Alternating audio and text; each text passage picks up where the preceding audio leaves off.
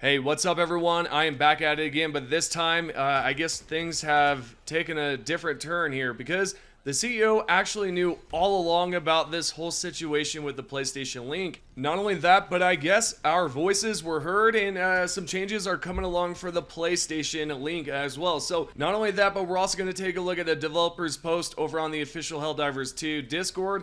And there's a lot more that we will be talking about in today's video. So with that being said, let's go ahead and dive right into it. We are first going to begin by taking a look at a post that was created earlier today, and the CEO says, "Waking up to the sunshine of yesterday replaced with a dreary drizzle and shivering wind makes me reflect on how I spent my time those rare few moments when it all was perfect. Yet rain essential to growth is what changes spring into summer. I will just have to wait for sunshine to return." Then the developer continues on about 2 hours later, then posts this right here by saying, "Is this the moment to tweet what you guys don't have phones? On a serious note, we are talking solutions with PlayStation, especially for non-PSN countries. Your voice has been heard, and I am doing everything I can speak for the community, but I don't have the final say." So it appears that we are secretly on a major order here, and we're actually helping out everybody else here that cannot get access to the game currently. Which, this is great, there is some good news here. But at the same time, what the CEO has said right here, he says, hey, he does not have the final say, but there potentially might be some changes we will see eventually. It's really up in the air at this point, but I have a feeling we are definitely making some changes here. We are now going to take a look at a post that was created by the CEO, and this is what he had to say about 10 to 15 minutes later. "I do have a part to play. I am not blameless in all of this. It was my decision to disable linking at launch so that players could play the game. I did not ensure players were aware of the requirement, and we didn't talk about it enough. We knew about 6 months before launch, and it would be mandatory for online PS titles." And here's someone responding to that. Wait, you knew about it 6 months? Then why sell it to non-PSN countries? The CEO responded with, "We do not handle selling the game." Oof. Major oof. And I'm sure for a lot of you, this is quite disappointing to hear. And I feel like, there's going to be some sort of trust that this CEO is going to have to build back up with us. And I mean, not necessarily me, because I feel like, everybody's bound to make a mistake, right? And maybe at this point, it was just about money. Maybe it was. I couldn't tell you guys. I know that, hey, they are an indie developer team or development team. So they probably were just eager to release this and then ended up just making a big mistake.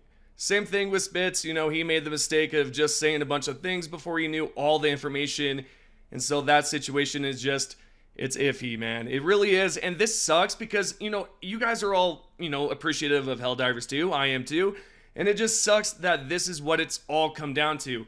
Sounds like there's just been quite a few misconceptions, lies. And, it sucks. It truly does. I am interested in what you guys think about this. Do you think you can forgive the CEO? I think it's possible. I don't think he's a bad fella. I don't know him personally, but it does sound like he is upset about it, as well as the rest of the Arrowhead team.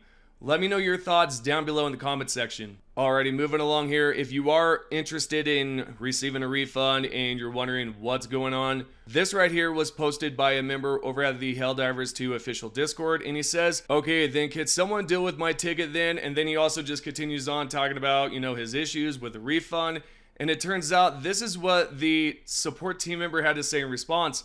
"We have thousands of tickets every day. I'm sorry if it takes a while to get to yours. Also, we literally cannot help with refunds.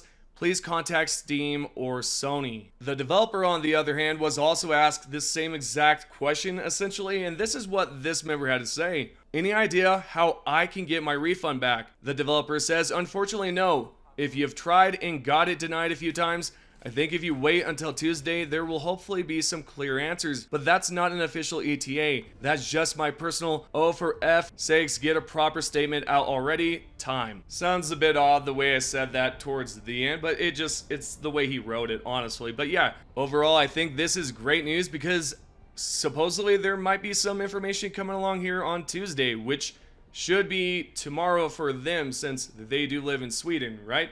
With that being said, we are now going to take a look at another post here, and this is by the same exact developer. And this is his response to this user right here that says, Arrowhead is at fault as well. Don't feel too bad for them. They knew this was gonna happen. The developer responds with, very few of Arrowhead employees had full details, unfortunately, and extremely few people have good understanding of global geopolitics and trade embargoes and stuff, and they most likely wouldn't be in the game dev industry, well, maybe for Paradox and doing history games.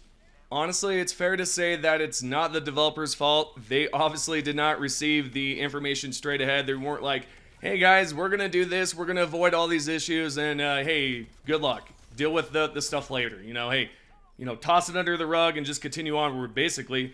But yeah, guys, I think overall it's a terrible situation for the developers, and I would even say for the community managers. Twinbeard sounds like a great fella, just some of his funny quotes and some of the funny things he says over there on the Discord. And again, all I can say is that it does seem like a terrible situation for the developers and the community managers. Of course, the CEO knew about all this stuff prior, and there's really nothing much to say about that. I'll say I forgive the dude. Things happen. Let's just continue forward, right? Fix some of these issues. Let's just get rid of the linking, get rid of all this bullcrap, and I think the game will go back to being how it was previously. There's another member who pinged the developer by saying, by the way, is there any way to support Arrowheads financially without giving Sony money? Just in case I get my Steam money back.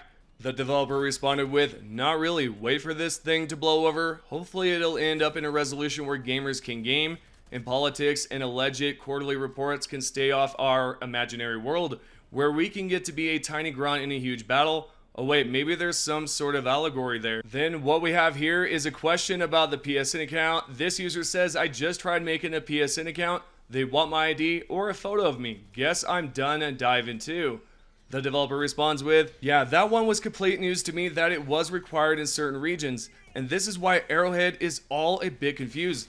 We don't have employees from all corners of the world that knows regional intricacies and stuff surrounding PSN accounts. Then last but not least, this developer had to respond to a threat because I guess people are just still going bonkers out here. This developer responds to somebody with a deleted message and says, please don't threaten us to use violence to solve this matter. Hopefully gamers' integrity and right to privacy will come out on top after this debacle. It just sucks being stuck in the middle of it.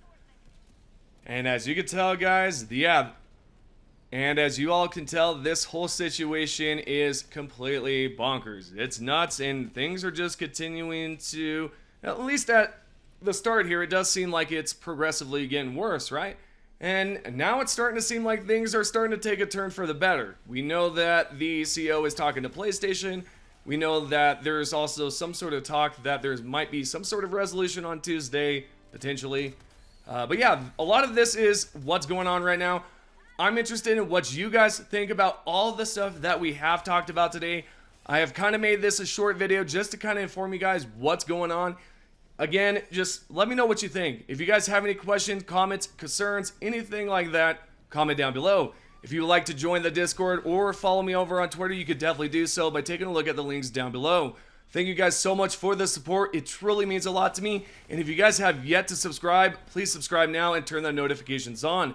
Also, my voice is kind of raspy. I think I've been talking too much. Anyways, see you guys and see you all on the next one.